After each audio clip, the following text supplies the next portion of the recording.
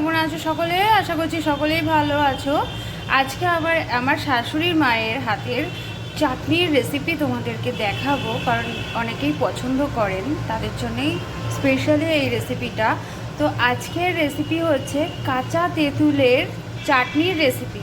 তো তার জন্য মা প্রথমে তো এটাকে ভালো করে ধুয়ে পরিষ্কার করে জল দিয়ে রেখে দিয়েছে। এইবার এটাকে আমি সেদ্ধ বসাবো। তো এটাকে প্লেন লবণ চিনি ছাড়াই এটাকে সেদ্ধ করে নিতে হবে।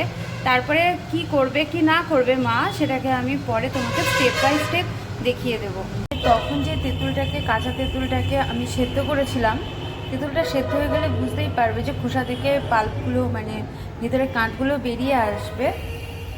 তো তারপরে মা এটাকে ছেঁকে রেখেছে, মানে তেঁতুলের পাল্পটা বের করে নিয়েছে। এইবার এটা চাটনি তৈরি হবে। তো দেখতে থাকো আর সঙ্গে থাকো।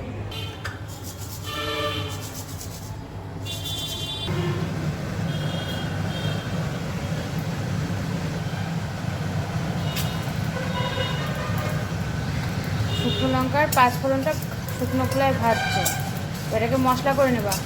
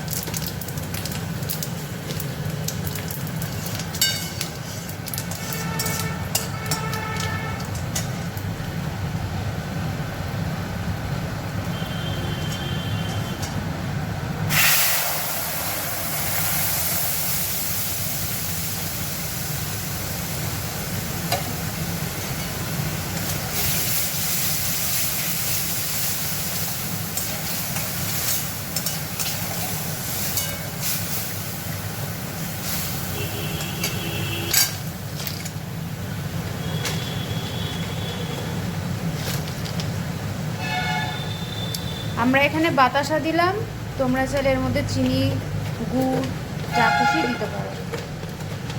আমাদের চাটনি কমপ্লিট। গ্যাস নেবো তো, গ্যাসটা করে নেবি দাও। এবার মশলাটা কখন দেবা? যে ভেজে রাখা মশলাটা গুঁড়ো করে নিচে দিয়ে দেবা, এটা দিয়ে দেওয়া হলো। নাড়তে হবে না, যখন নামানো হবে তখন নেড়ে নামিয়ে নিলেই হবে। এটাকে আপাতত ঢেকে রাখতে হবে, তাই তো? তো আমার শাশুড়ি মায়ের হাতের চাটনি রেসিপিটা তোমাদের কেমন লাগলো অবশ্যই কিন্তু জানাতে ভুলো না। ভালো লাগলে লাইক, কমেন্ট, শেয়ার করো।